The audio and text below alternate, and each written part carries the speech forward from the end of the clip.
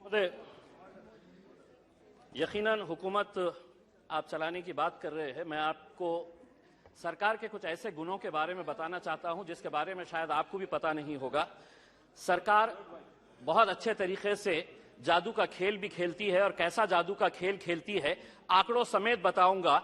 एक हाथ से देना और दूसरे हाथ से खींच के कैसा लेना, ये पूरे आंकड़े समेत बताऊंगा। इस वजह से बहुत ज्यादा विरोध करने की जरूरत नहीं है। अध्यक्ष महोदय, 8 फरवरी यानी कि कल के दिन रिजर्व बैंक ऑफ इंडिया ने रेपो रेट 25 बेसिस पॉइंट से बढ़ा दिया है।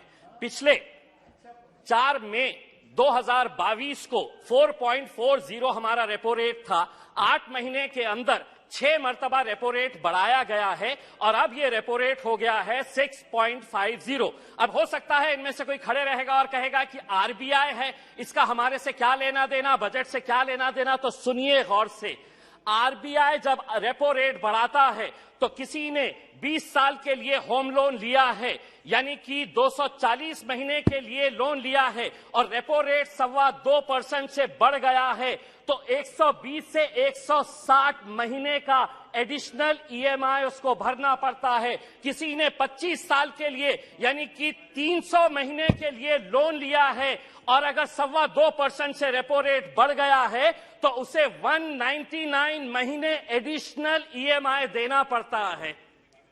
आप कहेंगे कि हमारा इससे क्या लेना देना, यही तो जादू का खेल खेल रहे कि आपने इनकम टैक्स के अंदर रिबेट दिए, बहुत सारे लोगों को खुश किया, और सैलरीड क्लास को कहा कि हम तुमको इनकम टैक्स में रिबेट दे रहे, लेकिन अब जिंदगी के साथ भी और जिंदगी के बाद भी तुम्हारा ईएमआई चलता रहेगा, तुम्हारा लोन चलता रहेगा करके ये एक संदेश सरकार ने दिया है। अध्यक्ष महोदय, एजुकेशन के लोन के अंदर सरकार ने जो आंकड़ा दिया है स्कूल और हायर एजुकेशन के लिए 1,12,899 करोड़, बहुत अच्छा बढ़िया सा फिगर है, जिसमें से 61% स्कूल एजुकेशन के ऊपर खर्च किया जाएगा, और इन्हीं पैसों के अंदर से 14,500 पीएम श्री नाम के स्कूल्स बनाए जाएंगे। अध्यक्ष महोदय, मैं पूछना चाहता हूं, जो बच्चे आज गांव के अंदर पढ़ रहे हैं, जो जिला परिषद के स्कूलों के अंदर पढ़ रहे हैं, मेरे अहम सिर्फ अकेले औरंगाबाद जिले के अंदर अभी सर्वे करवाया सरकार के जरिए 1600।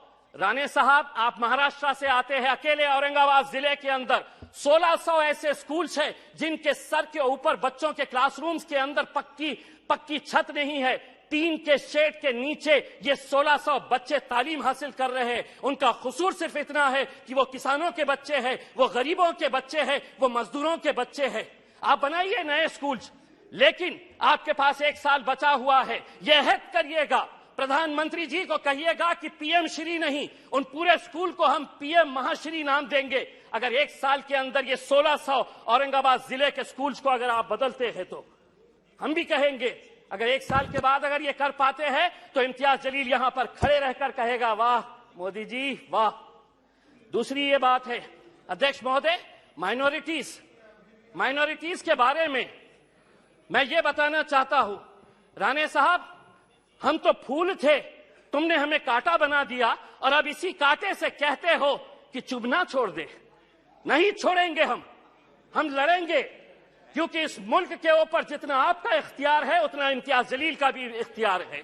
अगर आप हमारे साथ नाइंसाफी करेंगे तो हम खामोश नहीं बैठेंगे, हम लड़ेंगे। क्या वजह है कि आज फाइनेंस मिनिस्टर हमको इस बात का जवाब दे कि कैसा 38%, कौन सी ऐसी मिनिस्ट्री है जिसके अंदर 38% का बजट कम कर दिया गया है।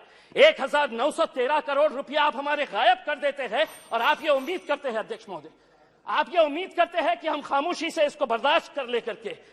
मैं आपको बताता हूं कि नीति आयोग की पॉलिसी डॉक्यूमेंट है, the action agenda and the strategy document ने क्या कहा है।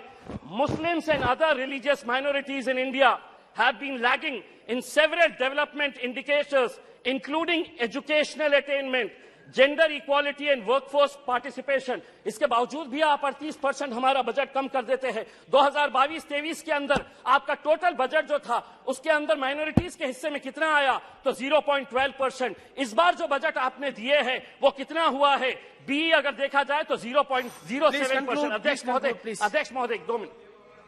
तो ये टोटल एलोकेशन अध्यक्ष महोदय, ये कितनी गंभीर बात है कि देश आगे बढ़ेगा। लेकिन माइनॉरिटीज के लिए जो बजट दिया गया है 2012 और 13 के अंदर जो बजट था वो बजट इस बार दिया गया, यानी कि देश आगे बढ़ेगा और माइनॉरिटीज पीछे रह गए। ये कब तक चलेगा?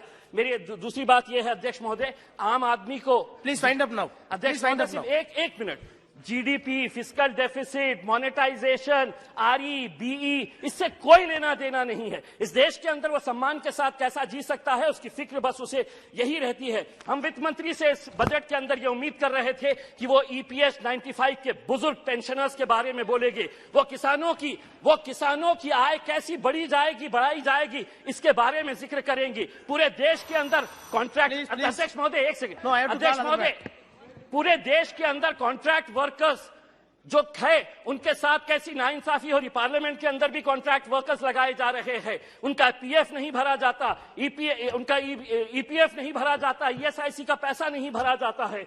मैं अध्यक्ष महोदय ये उम्मीद कर रहा था कि जाने से पहले इस देश को तंबाकू और शराब मुक्त करके जाएंगे। हम सराय होते आपको इसी बात के लिए अध्यक्ष महोदय। और हाँ, मैं जाते जाते सिर्फ इतना कहना चाहूंगा, मैं नाम लूंगा, मैं अडानी का नाम इसलिए लूंगा कि एलआईसी में मेरा भी पैसा है, एसबीआई का मैं भी कस्टमर हूं। प्रधानमंत्री हर एक के बारे में बात करेंगे, 140 करोड़ जनता मेरे पीछे कैसा है ये बताएंगे, लेकिन अडानी का नाम नहीं लेंगे। कहीं ऐसा ना हो जाए कि उस एक शख्स के चक्कर में 140 करोड़ जनता तुम्हारी हाथ से निकल जाए और आप लोग बस सड़क के ऊपर तालियां। श्रीमती रिटी पदक